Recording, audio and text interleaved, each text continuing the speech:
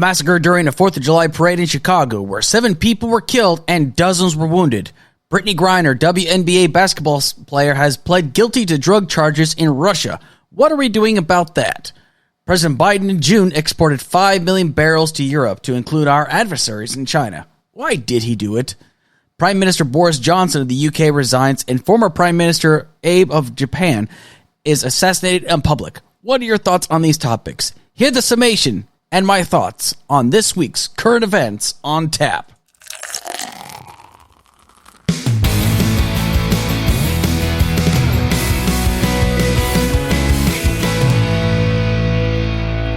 And good evening, listeners. Welcome to another episode of Current Events on Tap with your host, Alex Kirsch. That's me, your host, Alex Kirsch. Pragmatic progressive, army retiree, truck driver, podcasting, and part-time streamer sometimes, just on days that end with Y usually. Each week I go over the week's current events, the biggest hot-button issues of the week, and I summarize them and I give you my points of view at the end of each topic. At the beginning of each show, however, I review a beer of the week. I buy the beer, and then I review it. Good beer, bad beer, who cares? Throw it at me, bring it on. I'll review it. I don't care. This show can be heard live every Friday at 6 p.m. Eastern Standard Time on Spreaker. But you can also catch the replay on YouTube, Spotify, and even, guess what? iHeartRadio. So do me some favors. Do me some love. Show me some love, listeners. Hit like, share, subscribe, and tell me what you think of the show. However, without further ado, it's time for the beer of the week.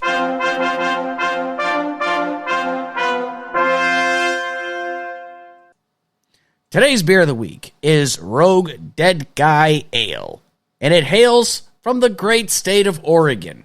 Yes, my home state of Oregon. While I might live in Michigan, my heart will always remain in Oregon. It is brewed by Rogue Ales, and the brewing location is in Ashland, Oregon, which is in the far southern portions of Oregon itself. The brewery was founded in 1988, and the first time this Rogue Dead Guy Ale was made was in 1990. It has an alcohol percentage of 6.8%, and it can be found in any liquor store across the United States. Hell, you can even actually order it online if you choose so. However, if you decide to find out and seek this beer out, feel free to go down to your local liquor store and just look for it. You can't miss it. It's a dead guy on a black can. It's really, really easy to spot, okay? However, I'm not going to talk about the can. I'm going to talk about the beer itself. I'm now going to rate it on these 4 categories: the price, the pour, the aroma, and the taste. And then I'm going to give you an overall rating out of 5. The price. So, I'm going to give this one a 5 out of 5, okay? It is really simple, okay? It's a 5 out of 5. It's affordable for a 6-pack, depending on your state, depending on inflation. However, I was able to buy this beer today, this ale today, for an easily affordable price of about $10. Now, some people say, oh, $10 for a 6-pack of beer. Well, honestly, we're talking about, a 6.8% alcohol percentage of a 6-pack beer, okay? So honestly, $10 isn't bad, okay? It's fairly common nowadays, okay? So once again, I'm going to give that a 5 out of 5. Next, we're going to go into a pour. I'm going to give the pour a 4 out of 5, okay? Now, I tend to be very, very, very, helpful when it comes down, and generous when it comes down to the pour, but I think the pour is somewhat very important, okay? But yes, I know. But anyway, it has a very steady pour with a small amount of head, but it doesn't really prevent the Rogue Dead Guy Ale from being an ale of epic proportions. The head is a very reasonable size, but it kind of dissipates after a while, but it still definitely maintains the next part, which is the aroma. Oh, the aroma of this beer. It is absolutely heavenly. I give this aroma a solid 5 out of 5. The reason why is because as somebody that smells every beer that I drink, I can tell you, every time I pick up a new beer or a beer that I haven't had in a while, the first thing I do is I take a hint. I take a hit from it from the nose. Because, I really want to just feel all senses before I drink and consume this delicious beer, ale, whatever it might be, okay? But this aroma is exquisite. And as someone who likes brown, dark beers or ales and whatnot, this one is an absolute delight to the senses. I mean, you just smell it right now. Oh, it's just absolutely just fantastic. But I tell you what really makes it amazing is the taste. And you know what? Let's take a taste real quick. Oh, fantastic. the taste is a solid 5 out of 5, without a doubt. Okay, I'm not just saying this because this is an Oregon ale, but because it tastes delicious, okay? Now, the first time they hit, it might have a slight bitter taste to it, like some India Pale Ales, but it's not a bitter pale ale. It's not even a pale ale. It's just a regular ale, okay? That first hit, it's going to hit you pretty hard, but after a while, the aftertaste is what makes it absolutely delicious. The malts, the caramel, the toffee, it's all combined together and makes an absolute delight out of this deliciously scrumptious ale. Yes, I said scrumptious. Sue me, I don't care. It's delicious, okay? This is what ale is meant to be like. It's meant to be consumed over and over again. You don't want to drink an ale that tastes like, hot piss, okay? Not that I know what hot piss tastes like, okay? But the thing is, though, is this is how a beer is supposed to be. So let's just take another drink of this delicious ale. Oh, God, it's amazing. Anyway, overall, I'm going to give this a solid 5 out of 5. I highly recommend this ale, okay? Now, some people may not say, oh, well, ale's not my thing. Well, give this ale a try. You might actually be surprised. This one I consider is a cream of the crop of all ales out there, okay? But remember, people, please drink responsibly. Do not drink and drive. It is Friday, and I know people like to let their hair out and just have a great time out on a Friday night. But please, drink responsibly. I swear I've only had 2 beers. Please drink responsibly, and please do not drink and drive. Anyway, on to current events.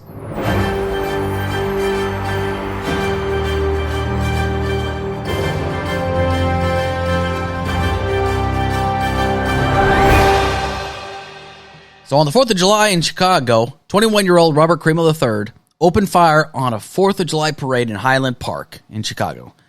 Since he's been detained, he has given a voluntary statement and confessed to the shooting. And as of right now, there is no motive. Now, here's the thing that's interesting about this guy. He successfully passed 4 background checks, even though he had multiple run-ins with the police in the past. Now, I was actually in Chicago when this went down. Now, I was fortunate enough to be able to go back to work on Monday, which I was given pretty much an extra day off work because I usually go back to work on Sundays. But, however, I bobtailed into Chicago, and I went to go pick up a trailer, and I had some slight trailer troubles, long story short. And so I actually had to go to one of the yards to get it looked at, but all the mechanics were gone. Why? Because it was the 4th of July. No big deal, okay? I basically had to sit in place until, I could get the trailer fixed with the slight malfunction. Because, I'm not going to drive down the road with a slight malfunction. So anyway, when I called, they said, hey, the only person that can come out to you can't come out because the only recovery vehicle or tech support or however you want to put it, roadside assistance can come out to you. It's going to be about 2.5 hours out, but no one's going to come through that area because the area they got to drive through was on lockdown because of the shooting that took place. Okay, so it's not too far away from where I was on Monday. Okay, now I'm not saying that I felt this personally. I'm just simply saying that I was in the vicinity when this went down. Okay, now I've seen video after video, whether it was on TikTok, YouTube, what have you, of people that were just wanting to celebrate the 4th of July, Independence Day, with a beautiful day, and we couldn't even do that. Seriously, what the hell is going on with this country? The fact that somebody is able to get this AR, this rifle, and commit murder, okay? A mass shooting, all right?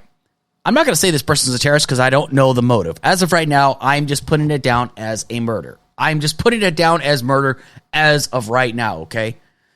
Now, what's really, really difficult about this is the fact that these are things that I'm just having a hard time wrapping my head around. Apparently, this guy attempted suicide back in April of 2019. He's made multiple threats and that he was going to kill everybody. Now, what everybody means probably means his immediate family, possibly some friends, because he actually had a collection of knives to include 16 knives, a dagger, and a sword that was found in his home, but he wasn't arrested, even though he actually made open, direct threats saying that he was going to kill people. But yet this guy wasn't arrested, okay? And as a matter of fact, his own father, who knew this guy had issues, sponsored him to getting a fire owner's identification card, which is actually issued by the state of Illinois. So what you're gathering from this is essentially this guy was vouched for by his own father, regardless of the fact that he has a severe issue of some sort. I'm not going to say he's mentally ill because I'm not going to chuck that card out here because we don't know what his issues are. We don't know what's going through this guy's freaking noggin. But as of right now, what we know is that his dad vouched for him. This guy was able to purchase his firearms and he was able to commit this. And apparently he's been waiting to do this for quite some time. Now, this is just an absolute atrocity, okay? It doesn't matter if it's one person that dies or multiple people that die. The fact that this continues to happen and continues to be the norm and we continue to numb ourselves. This is what people view America as. This is what people view our country as. Now, why should we care what other countries think about us? Well, shit. Why should we give an opinion about any other country if we're not willing to take a hard look at our country first, okay? It says, Professor Jordan Peterson says, well, got to make sure that your room is cleaned up before you can judge anybody else, which he has some validity to that. But honestly, how is it we can judge other people for running a fucked up country if we can't even police up our own shit? Seriously? And the thing is even if you could pass any gun legislation or say, we're going to do something about this mental health, nothing's going to happen from this. Why? It's because too many people are too stupid to understand that there is a very serious problem in this country. Now, I'm not talking about going out there punishing law-abiding citizens. I'm not talking about punishing people that are responsible gun owners. I'm talking about, not punishing anybody. I just want there to be some damn responsibility because this is bullshit, okay? You cannot continue to say, we are the greatest country in the world when people die in a mass shooting on your country's Independence Day. What in the absolute hell? Now, the police did everything in their power, and they took him alive, okay? Now, some people were wondering why he was taken alive. Meanwhile, another shooter that was in Ohio got gunned down with 60 bullets, okay? First things first, okay? From what I know about that case, the dude wore a ski mask, and he was fleeing from the cops, and he was shooting at the cops. And I'm saying, yes, 60 bullets might be excessive, but as I've always been trained, you don't stop shooting until you know the threat is terminated completely, okay? Might seem excessive, but I have not seen the body cam footage, but that's just what I know as of right now. I'm just being completely honest about it, okay? I'm not just going to go with the flow saying that this person was innocent and whatnot. Okay, from what I know, he was fleeing, he was shooting at the cops, he got shot. End of story, okay? 60 bullets might seem excessive, but again, until you know the threat is neutralized, you keep shooting. It is what it is. That's just how things are, okay? It might piss some people off, but you know what? I'm not here to make you happy. I'm here just to tell you what I think, okay? But at the end of the day, this guy was detained alive, unharmed, and confessed. And now we're just going to wait to hear what this motive is all about. But the thing that really bothers me about this is the fact that everybody is making this out to be, oh, he's a Trump supporter. No, he's Antifa. Oh, he's a left wing. No, he's a conservative. He was seen at Trump rallies. At this point, I don't give a shit who this person is, okay, or where their political beliefs lie, okay? I would be calling this person out if it was a leftist or progressive, or just as much as I would if this person was a conservative, a Trumpard, whatever you want to put it, because this person is a total asshole. This person murdered people who just wanted to go about their day and enjoy our country's Independence Day. But they couldn't even get that because this asshole decided to murder them. And my heart really does go out to the families. But the fact of the matter is that we are always consistently politicizing this situation. It doesn't matter who it is. We always find a way to politicize a shooting. Hey, it's like they always say, never let a good crisis go to waste. It is that simple. But what's my opinion about this, honestly? I really do think that nothing's going to change from this. We're still going to have this problem because we cannot seem to get out of our own way. And, I could definitely say we should definitely make sure that we are passing common sense gun reform. But there are some people out there that are not going to follow it. I mean, I'm just going to be real. I'm going to call it for what it is. There are some people that are not going to follow it, which means we have to just be even harder on those that go outside the system. There's nothing wrong with being a responsible gun owner. There's nothing wrong with making sure that people that hold those firearms are responsible firearm owners. As a matter of fact, I'm a firm believer that if you purchase a firearm, you need to go take yourself down to the nearest range and take yourself some courses, for crying out loud. Because there are far too many people in this country that have no idea how to handle a firearm. They are too irresponsible to possess a firearm. Now, if Joe Snuffy can go down there and buy a firearm, I don't expect Joe Snuffy to be responsible, okay? I'm just calling it for what it is, okay? Because it's true. A random person who picks up a gun, I cannot trust them with a firearm. Just like I cannot trust them to drive me from point A to point B if they've never driven a car before. Because I look at a weapon as a tool. I look at it as a firearm. And I don't think that there's ever such thing as accidents with firearms. It's negligence. Pure negligence. It is that simple. To consistently say, oh, it was an accident. He accidentally... Bullshit. I'm sorry. There's no such thing as an accident with firearms. It is pure negligence. Unless it is an absolute freak of nature accident, it's still negligence. If you pick up the gun and you juggle it and you drop it, you're being negligent because you were not maintain full possession of it. And guess what? You were being negligent. Not saying you should be charged, but you should definitely probably have an understanding how to handle that firearm in general. But the thing is, again, we cannot seem to get out of our own way. Some people are just too stupid to have this idea of us needing to be responsible gun owners. I mean, didn't George Washington say that not only should we be armed, but we should be disciplined? As of right now, we are not a disciplined country when it comes down to firearms. We are not disciplined whatsoever. And don't give me this crap, oh, what about the good guy with the gun? Because the only good thing that can stop a bad guy with a gun is a good guy with a gun. That happens so insanely rarely. And even if it does happen like once out of every 50 shootings, that's a really shitty statistic, honestly. I mean, if I get on an airplane, right, and they tell me, well, this airplane has been able to fly safely without incident once out of every 50 flights, I'm getting the hell off of that airplane. I don't care. I am getting the hell off of that airplane. I mean, these things are such common sense. I'm a responsible gun owner. I have a few weapons, okay? But guess what happens whenever people come over? I make sure that these weapons are locked up and secured in a gun safe, okay? Because that's what a responsible gun owner does. We should not be allowing people just to gain access to our firearms. I know some people like to show their firearms off, but you as the gun owner need to take some damn responsibility. But what happened here in Chicago? This was not responsible gun owner safety. People knew what this guy was capable of. He said he was capable of killing people. He wanted to kill people, and yet somebody vouched for him to get a damn firearm. How sad is that? You saw the signs, and you still did nothing. Oh, but yeah, it's great knowledge knowing that his dad wants to make sure that his son's in prison for the rest of his life. That's a real comfort for the people that lost their lives, sir, and their families. I'm sure that's a real comfort. Honestly, if anybody allows stuff like this to continue, then honestly, you're a part of the problem, not the solution. If you're just going to continue to say, well, he was obviously mentally ill, obviously there's nothing we can do about this, you're a part of the problem, not the solution. Anytime there's a vehicular crash, we do something about it. Anytime that there's like a part or something like a piece of malfunctioning machinery, we do something about it.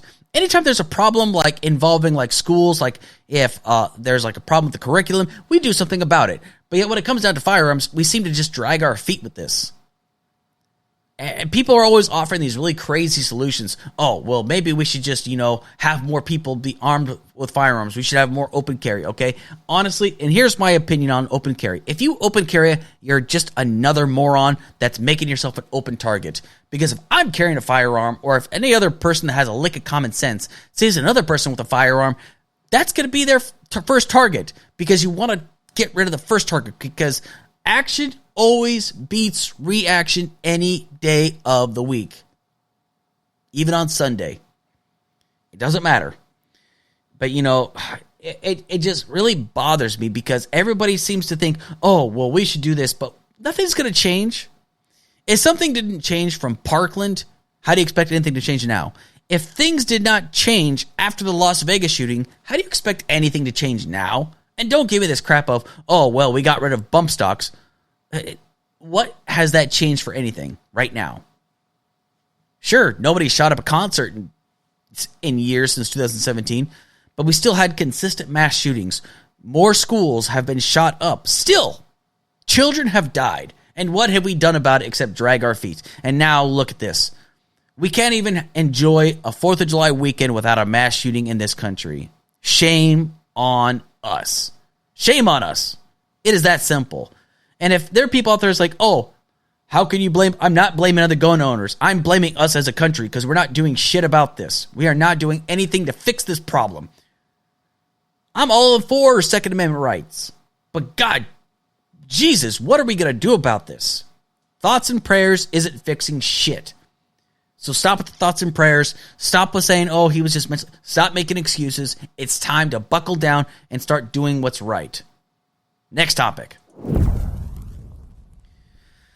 Phoenix Mercury player Brittney Griner has recently pled guilty on alleged drug charges for carrying vape cartridges containing marijuana concentrate, hashish oil, in the country of Russia. Okay? She could very well face 10 years in prison for this, okay, in Russia. That's right, one of our adversaries. President Biden has received a letter from her appealing for him to negotiate for her release. It was a very heartfelt letter. I'm not going to read into it, but if you want to, you can find it anywhere on social media. You can also find it on any news outlet. Just Google it, okay? However, so far, the Biden administration has not spoken to her wife, Sherelle Griner, okay? Russian authorities, as of right now, want to do a prisoner swap for Viktor Bout, who is a convicted arms dealer who is currently serving a 25-year sentence. So, what do I think about this situation here, okay? So, first things first. I just find it so interesting how everybody that doesn't like Brittney Griner, they don't like her for one reason. It's because she did not believe in standing for the national anthem. She was always seen kneeling for the national anthem anytime she played one of the games she played, right? It's just like whenever Colin Kaepernick was kneeling for the national anthem, everybody hated him. They said, oh, he's just doing this for show. He's doing this. It's just a whole variety of issues, okay? But the fact of the matter is, okay, I'm just going to say it like this, okay? Everybody hates Brittney Griner and thinks that she should just rot over there just because she knelt for the national anthem. I'm sorry, but in this country, we believe in the First Amendment. That means even being critical of your country, okay? I'm very critical of my country right now, okay? Does that mean if I go over to another country and I get arrested, I should be left to rot because I'm critical of my country? There's nothing wrong with it. Being critical of your country does not mean you hate it. It just means that you want things to be better for your country, okay? And you're saying, oh, she should not be kneeling. She should just show her utter devotion and love for her country, okay? No, that's not patriotism. That is nationalism. That is saying, oh, just everything's swinging Richard happy in this country. Everything is just hunky-dory. It's not. Nothing is hunky-dory in this country, especially right now, okay? As much as I love my country, we are in just an absolute crisis right now. Not just talking about gas prices and inflation, but we are completely going backwards in certain parts of our country, especially with civil rights. The thing is you can disagree with her points of view, but honestly, she deserves to come home. But she is being treated and being ousted by people in her own country because she knelt for the national anthem. 2 minutes of discomfort, and you think she should rot for 10 years. Shame on those who think that. I'll tell you what, though. Her kneeling for the national anthem, she caused less harm than those January 6th protesters did. They caused more damage than she ever did. But yet I see a lot of people on the far right saying, oh, these are political prisoners.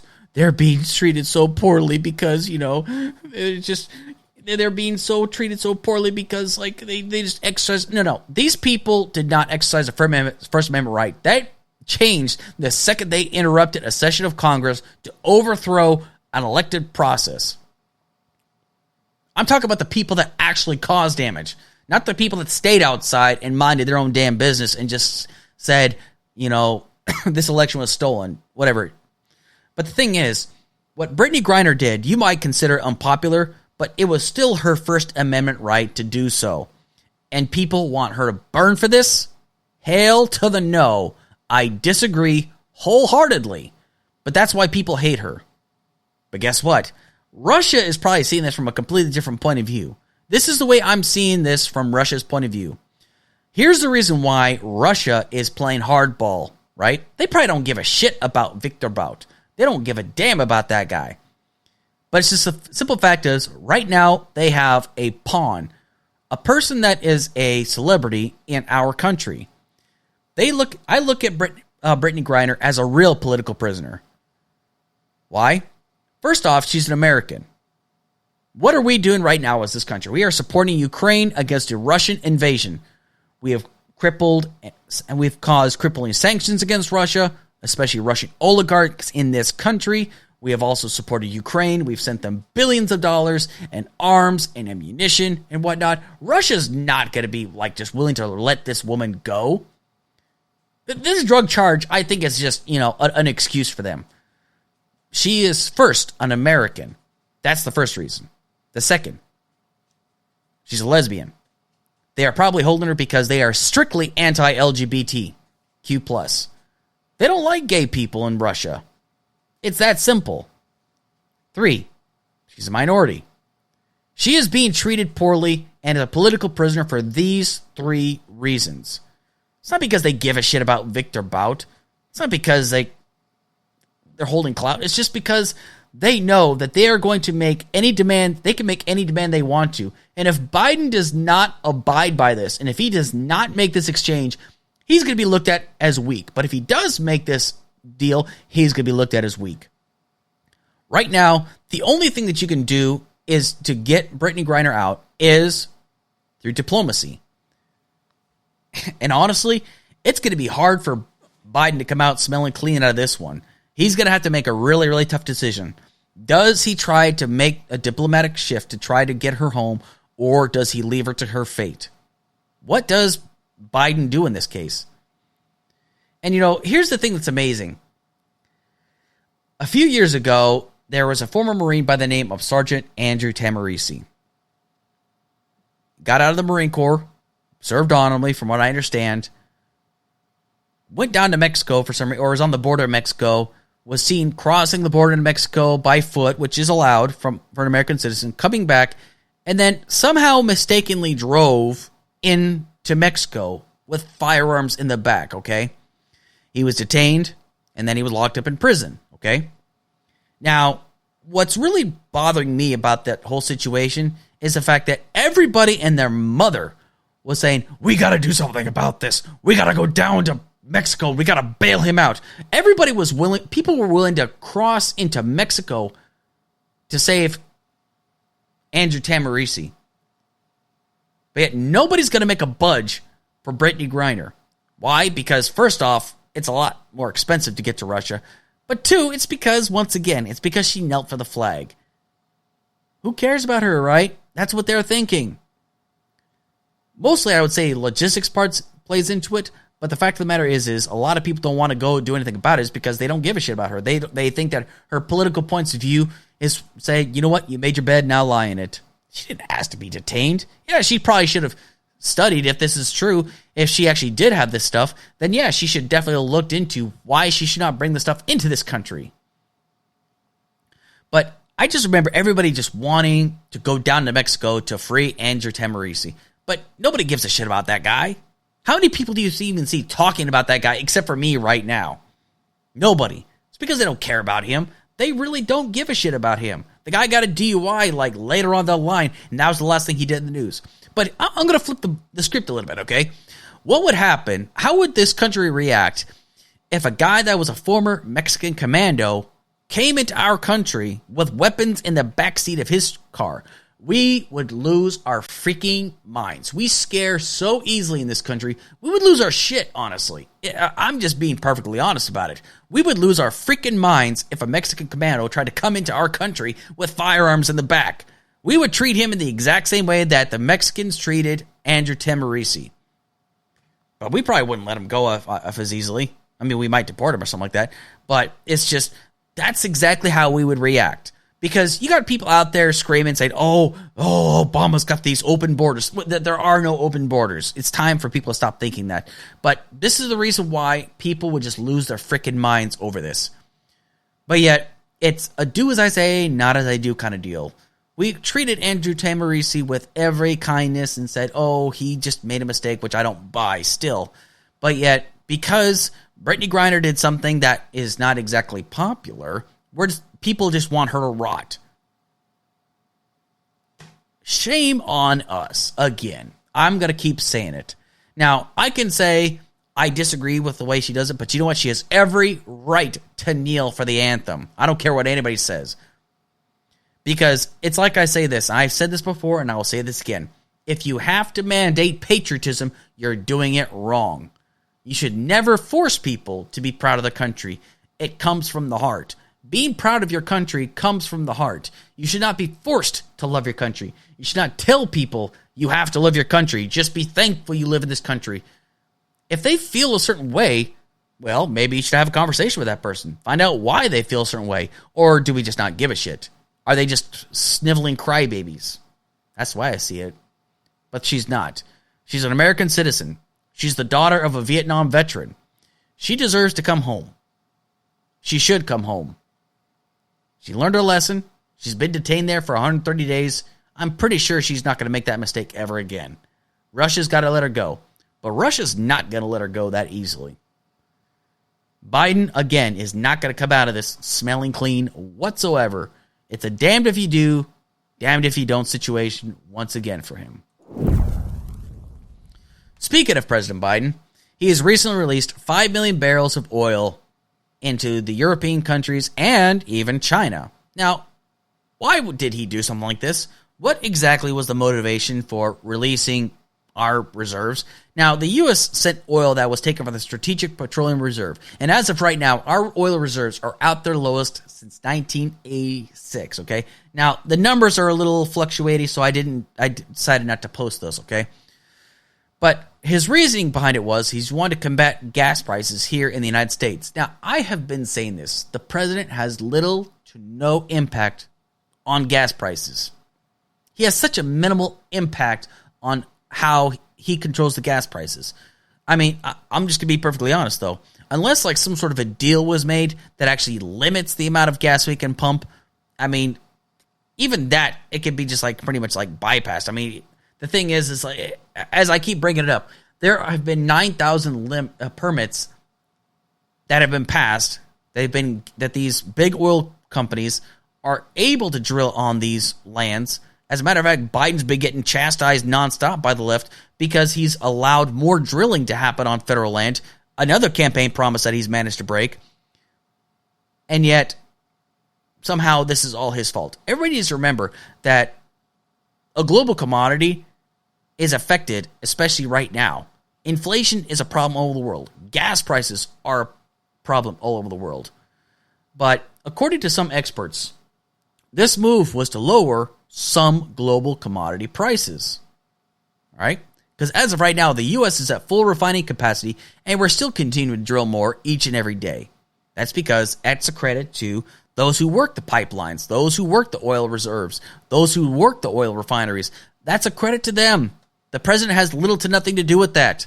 If he shut down those refineries, then that's a different story.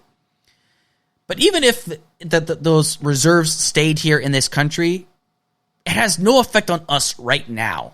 Okay, that's based on what I'm understanding. Now, if anybody wants to challenge me on that, you know where to find me. Okay, but let's look at this from a practical point of view. Okay, if we held on to those 5 million barrels of oil in this country still to this day, how does that affect us? It doesn't, actually. Time for another drink. It has no real effect on us. Now, if we release these oil barrels and then it just comes out to our economy, then yes, it's going to have some impact. But I seem to recall that Biden actually wanted to do things like this, and yet the conservative base was like, oh, well, look what Biden's doing. Look at the horrible things he's doing. He's releasing all these oil reserves, and it's something that we're not supposed to be tapping into, and now it's going to be harder for... Whatever.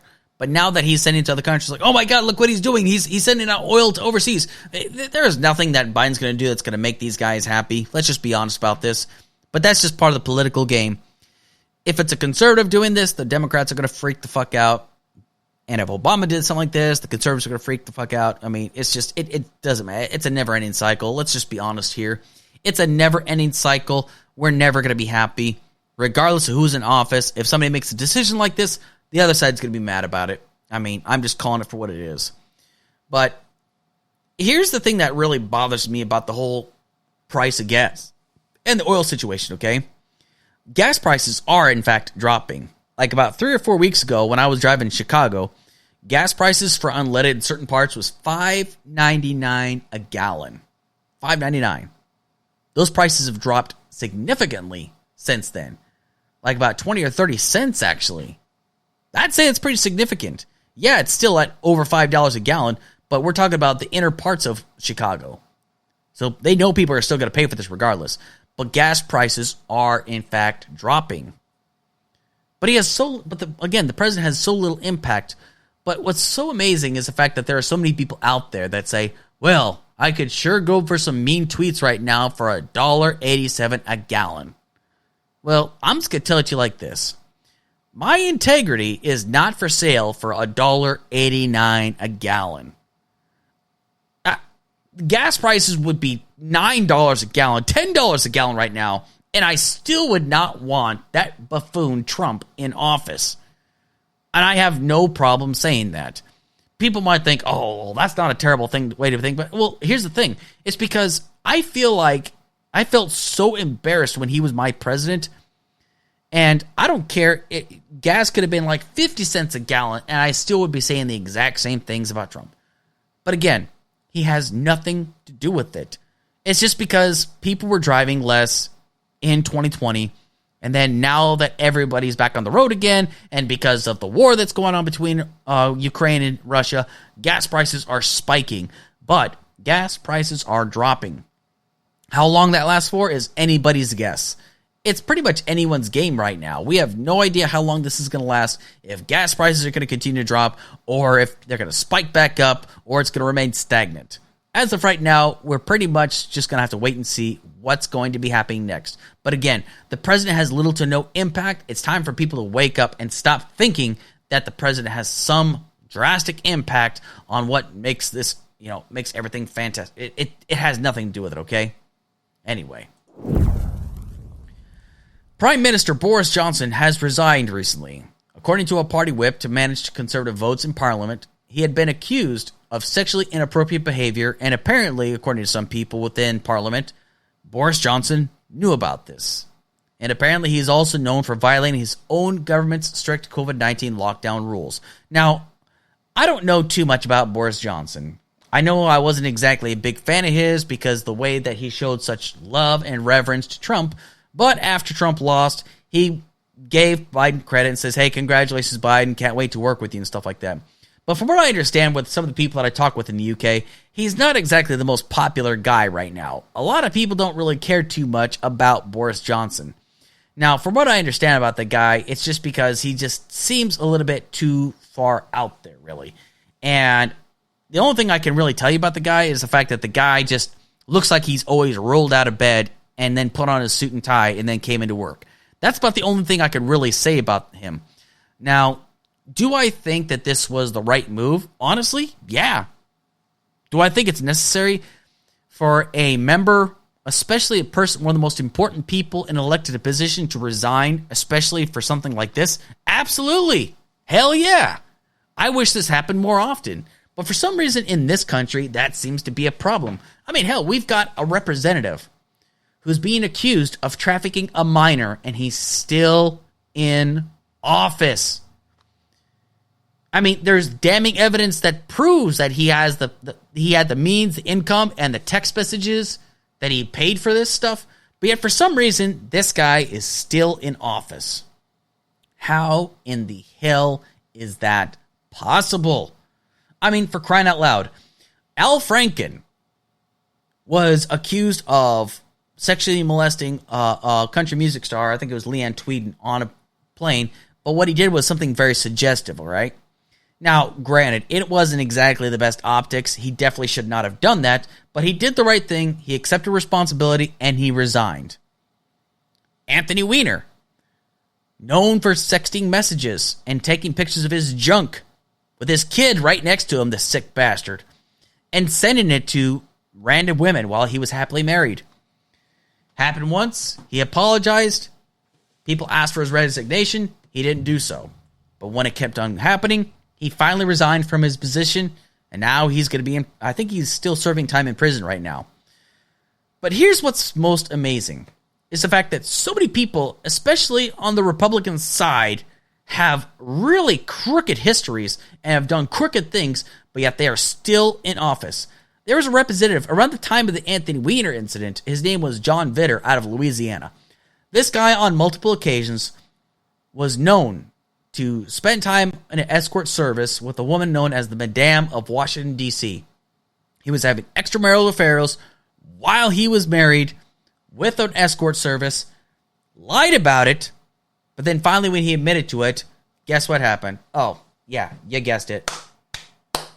He was given a standing ovation by his party. They wrapped their arms around him, and they said they were proud of him. What kind of crap is that? I mean, the Democrats are already having a hard enough time of, being like more hard-nosed against the Republican base. But they hold their own accountable usually. Not always. There are times where they still need to hold their own accountable, but the Republicans forget about it. They will never hold any of their own accountable. Forget about it. They need to keep each other around. Because for crying out loud, it's just, I look at it like this. When you look at situations like this, I feel it's because there are certain people that are holding the cards that says, no, this person might still be of some value. Let's hold on to them. And then once they actually outlive their usefulness, or once they say this person's too much of a dead weight, it's time to drop them. That's exactly what I think what happens within our political system. I could be wrong. But that's exactly the way I'm seeing it. It's not about what you know, but it's who you blow. I said it. Yes. It's not about what you know, but who you blow. Time for another drink. But I'm looking at it like this. I'm trying to be a very, very practical person from a practical point of view. I really would love to see more checks and balances. And if people do something as sinister or just as horrendous as like what Boris Johnson resigned for, why is it we're not seeing it more over here? Why is it we are allowing this behavior to continue? It's because we are incapable of getting out of our own way. The elected officials we do not like, we will still reelect. Why? Because of the political party that they belong to. I was not a fan, and I'm still not a fan of Nancy Pelosi. And when I was so critical of Nancy Pelosi so many times, I was told, you're not being a true Democrat. It's like, well, first off, I'm not a Democrat. I'm an independent, but now I identify as a pragmatic progressive. But I was told, you got to toe the party line. Okay, first things first, I don't have to toe any party line, okay? If I think somebody needs to get the hell out of office, it's because I think it's time for them to get the hell out of office. If I feel that they are incapable of serving in their position for long, they need to get the hell out of position and let other people come in. And it's not so much that I feel like, we should, the experience is good to have, but when you've been in that position for so long and not allowing fresh ideas and fresh blood to come in, it's a problem. You create this corruptive system. I mean, nobody likes Mitch McConnell. He's been in office for decades. How many people like Nancy Pelosi? She's been in office for decades. There are so many elected officials that I just do not care about, and so many of them have so many damning things against them, but yet they get elected to office and they maintain their position. Boris Johnson did the right thing by resigning. But yet, for some reason, in this country, that seems to be a problem. And that, once again, is a hit against America. We are unwilling to hold our elected officials accountable. And when some people try to hold their elected officials accountable, instead they try to enter a session of Congress to try to do harm to a vice president, the Speaker of the House, and other elected officials, which is the wrong frickin' answer, especially when it's based on a lie. If you want to hold your elected officials accountable, you do it at the voting booths. You do it at town hall meetings. That's how you do it. You don't do this crap by posting protests. It's not going to do anything. It's just going to make for great television. That's it. But at the end of the day, we've got to do better about this, and we've got to be willing to push our elected officials, if they are screw-ups, to get the hell out of office. End of story. So recently, former Japanese Prime Minister Abe was assassinated. Shinzo Abe was assassinated while he was in public in support of the Liberal Democratic Party in Japan. There were candidates in Nara City ahead of this upcoming upper house elections that was scheduled for Sunday. He was shot in the back. He had 2 bullet wounds, one in the front of his neck and a large wound on the heart, they said. But Doctors could not determine the trajectory of the bullet at the time. From what I understand, he was shot in the back, though. Now, there's a lot of buzz right now on social media on how everybody feels about this guy. A lot of elected officials are saying, we are so sorry to hear the loss of Shinzo Abe. A lot of people say he was a good man, a decent man that loved his country, that had a deep love for the country of Japan. And then you got other people that are saying this guy was a fascist, he was a horrible human being, and he was the rape of Nanking's denier. So I did a little bit of research into it, and from what I understand, he acknowledges but has refused to apologize for what happened in Nanking. Now, why is this so important? Why is it that we should acknowledge that it's wrong to apologize for what happened, okay? I'll put it to you like this. I actually read or listened to the book, The Rape of Nanking, okay? For those that have never read it, I highly, highly suggest that you check it out, because it is a very, very graphic book, okay? And I am surprised that I had never actually heard about it, though. And the reason why was because it's stuff like this that I'm not really taught about in school. Now, the writer is Iris Chang, and she is of Chinese descent. She's no longer with us. She committed suicide a few years ago. But there is so much about Nanking that we don't know about. And there's so much that the country of Japan still denies to this day. Now, we all know what happened during the Holocaust. I mean, we had trials for it. The Nuremberg trials. When you read about and hear about what happened in Nanking and the stories and the first-hand accounts, it is horrific. Some of it is worse than what took place during the Holocaust. I'm not trying to downplay the Holocaust. I'm simply saying that the Chinese people were treated just like the Jews were in these concentration camps. And the fact that many elected officials in Japan are unwilling to apologize and denounce what took place is very telling. That's why there's still so much tension between China and Japan. And I'm not trying to take China's side on this. I'm simply saying I understand. Because that was some screwed up shit that happened in Nanking. I mean, we are talking like absolute war crimes of the highest order. I mean, we are talking about like, you know, Chinese people playing games with bayonets, like stabbing people, even babies, children, executions, decapitations, you know, tearing people's limbs apart for fun. Those are the things that took place in Nanking. And there are people out there that are refusing to acknowledge that. And apparently even former Prime Minister Abe. Now, I'm not trying to say that he deserved it. Of course not. Never.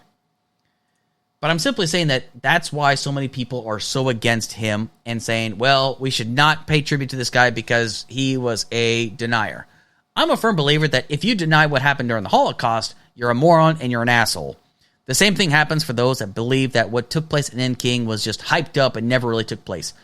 There was a gentleman that was a doctor, a Nazi, that actually was in China, was in Nanking. He tried to take what was taking place in Nanking back to Berlin, back to the Fuhrer, to Adolf Hitler. He was then visited by the SS and told, you are not to speak of this ever again or else you're going to be thrown in prison for the rest of your life. So when you got a Nazi that actually is denouncing what's happening, you know that shit is going to be guaranteed to be screwed the hell up. But I'm not here to talk about what happened at the rape of Nanking. I'm here to talk about like what happened to the former prime minister. To our elected officials, he was very respected. He was a good man. He loved his country. He wanted a more stern and a more serious military. He wanted to do what was right for his country. That's what we know about him. I don't know too much about him, but I know that to a lot of people, he was a very respected leader. To a lot of people, they don't really care to him for too much. Should he have been shot and killed? No. Of course not. Absolutely not. But guess who's going nuts over this right now? That's right. The hardcore pro-gunners. There are people out there right now on social media, to include Twitter, saying things like, oh, well, see, this goes to show that gun laws do absolutely nothing. Well, actually, gun laws do something, okay? Because when the mass shooting at Denmark took place, certain elected officials, who I keep mentioning and I just don't feel like mentioning anymore, they're saying things like, see, this proves that gun laws don't work. People are going to still find a way. Well, a lot of these countries, especially Japan, don't have these crazy mass shootings nearly as often as we do in this country. But yet people are using this as a propaganda piece to say, oh, well, you see, we can't even protect our elected officials. They can't do that over in Japan, so why should we follow these laws? The fact of the matter is that we are continuing to once again miss the frickin' point about this matter. Before his body is even cold, we are politicizing this issue just like the July 4th victims. It's just what we do. It's for some reason, it's in our nature. We are so numb to this stuff. It's just, we seem to just think that this is just another point for us to stand on. The way I'm looking at this, though, is that I formally denounce anything that took place against the former Prime Minister of Japan, Shinzo Abe. Even if I might find some of his points of view, if I knew all of his points of view somewhat deplorable, or if I agreed or disagreed with them, he shouldn't be shot. He was just out there doing what most other people do, is they speak for their party, because he was a member of the Liberal Democratic Party. I don't like Trump. I'm not advocating for him to get shot by somebody. Hell no. There's a lot of elected officials out there I don't like. They shouldn't be shot because I think they're disgusting, or because I think their points of view are screwed up. That's the problem, is that some people think that this is the only viable solution. It's not. It's not a viable solution. Unless this person becomes a dictator and is talking about, executing you and your family, there should be no reason to do these things. But the fact of the matter is that this man was shot during a public, out in public in front of a bunch of other people. More people could have been hurt from this matter. They haven't released the killer's name yet, but the person, from what I understand, is in custody as of right now. But it's just, this is where we are right now. It's like anytime a situation like this happens, if there's like a mass shooting that takes place, it's nationwide news, and then you got the gun nuts over here saying, oh, you see, you can't do anything about the gun nuts. But for some reason, anytime something like this happens in this country, we seem to forget that shit like this happens every day in other countries. I'm not talking about war-torn countries. I'm talking about even countries that have no law and order, really. It's happening there too. But yet, it's pretty much the norm there. That's why it doesn't get reported as much. Mass shootings happen all across this country. Every day in this country, somebody dies from gun violence. It might get reported in local news, but it doesn't get reported in national news. It's because we've become so numb to it. Also because that would be the only thing that would be on the news, because we'd be reporting it so much. That's how often it happens. Now, again, I'm not out here attacking responsible gun owners. I simply want there to be some level of accountability in this country. That shouldn't be such a hard thing to ask for. It shouldn't be such a difficult thing to actually have expectations for our country, but for some people, it's like asking them to climb Mount Everest. They just see, and I look at it as like a 3-foot wall excuse. The first sign of opposition, they give up and say, nope, I can't do it. This is too hard for me. I can't make it, which is bullshit. We just have to be willing to have the, intestinal fortitude to actually put forth the effort to do something about this. And, I might be guilty of this now, of politicizing this, but it's the fact of the matter is I'm not the only one doing this. I'm just the only one that's willing to say, yes, him dying is a horrible thing. We shouldn't be celebrating it. We should be calling out the person that murdered him, but we should also look at the reason as to why, because Japan's going to find out why this guy did this, and they're going to look into what they can do to make things better, probably. For some reason, we seem to have that problem in this country. We always say, oh, mental health. We don't do anything about it. Then we always say, oh, the guy's an obviously nut job. This guy's obviously an extremist. This guy's a terrorist. We don't do anything about it. Why? Why aren't we doing something about this? The excuses? I'm tired of the excuses. There's too many of them. It's that simple. Anyway, going into my final thoughts, all right? It's been a very insane week in the news. And of course, it's always going to be an insane week in the news. And just like when I talk with a good friend of mine, who's a geopolitical expert, Michael Hilliard, he will tell you, the world is going to hell. What else is new? Because that's exactly what it is. In the world of geopolitics, or even just talking about the politics of this country, everything is going to hell in a handbasket. It is that simple. There's no such thing like as a perfect day in this country, and I acknowledge that firsthand. There's always going to be some kind of problem that everyone's going to take issue with, and we're just going to wonder, well, what can we do to make things better? That's a good question. What can we do to make things better in this country? First things first, when it comes down to like what we can do about this country, you have to find out the underlying problem of why a situation takes place, a mass shooting takes place. You find out what you can do and learn from it to mitigate it, to see what you can do to make sure something like this doesn't happen again, or if it does happen again, it doesn't happen as often, because let's just be real. Things like this are going to continue to happen if we don't do something about it, especially in situations like in Chicago, where you have a guy that you know has openly said, I'm going to kill everyone, and we do nothing about that. Again, this isn't Joe Snuffy that is a responsible gun owner. It's the name of the shooter. Again, the name of the shooter. Robert Cremo III said he was going to kill everybody. He was suicidal. He should have been able to purchase a firearm legally in the first place. But he was. He passed 4 background checks. He was blessed off by his father. And guess what he did? Murdered 6 people and wounded dozens others. What the hell are we going to do to fix this? There are so many issues we can do to make our country better, but yet for some reason we seem to have a problem doing it. We don't have the courage to do this right.